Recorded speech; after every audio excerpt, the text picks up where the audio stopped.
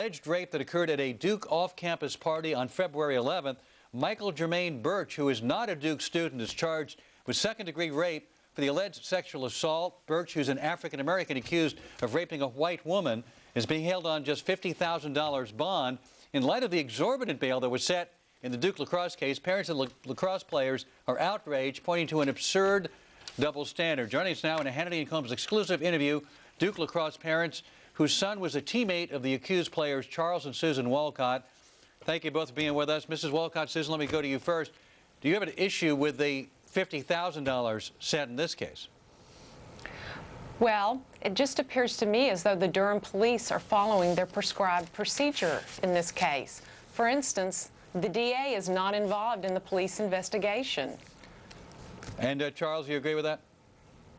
Well, we do. I mean, the differences between these two cases couldn't be more dramatic. We really can't speak to whether $50,000 is the right number or not. But in the Duke case, the Durham DA seized control of the investigation very early on, encouraged a judge to set a very high bail of $400,000. And then with that high bail, along with police claims that they had a mountain of actual evidence, which we've since learned that they have no evidence, that they have had no evidence at all, that was used to mislead many people into a regrettable rush to judgment. I'm just curious, Susan, in this particular case, given what we know about the previous case, do you look at it with more suspicion about what might have happened than you otherwise would have had you not gone through what you went through because your son having been a lacrosse player in the previous case? Well, Alan, we all believe that rape is a terrible crime, and we have daughters. So we feel very strongly about this. But what we've experienced is a case where there was no evidence, and yet there was such a rush to judgment. Susan and Charles, thanks for being with us. Sean Hannity here.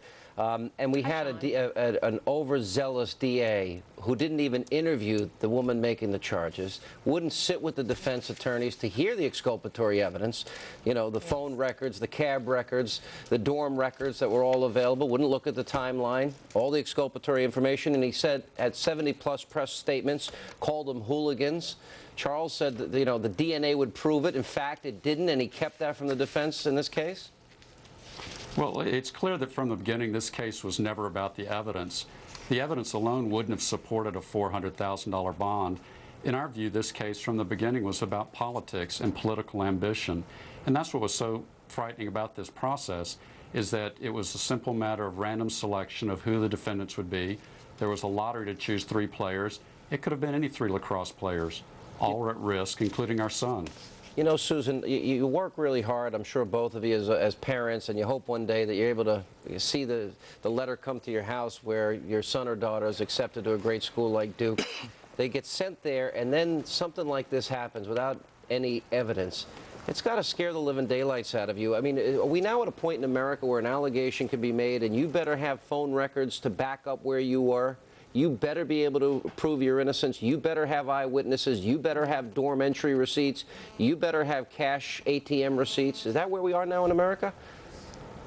Well, Sean, I hope not.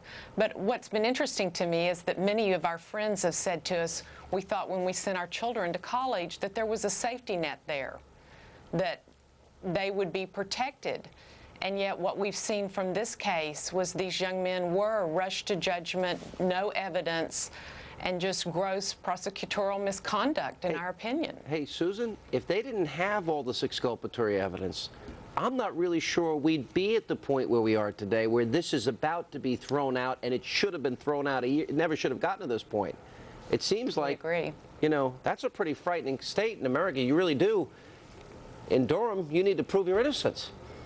Well, Sean, I think that's why so many people have been interested in this case and followed it closely, is because they are just dismayed by how quickly things can be manipulated and fraud can be perpetrated. I hope in the end, Charles, and I'm sure you would agree with me, now that this woman, we know she had multiple statements, contradicted herself a zillion times, this overzealous prosecutor, I hope the law will follow through and go after both of them. Should that happen? Well, we absolutely believe that justice should be served in this case. I mean, you cannot have a situation where a politician has no checks and balances in his ability to conduct these processes.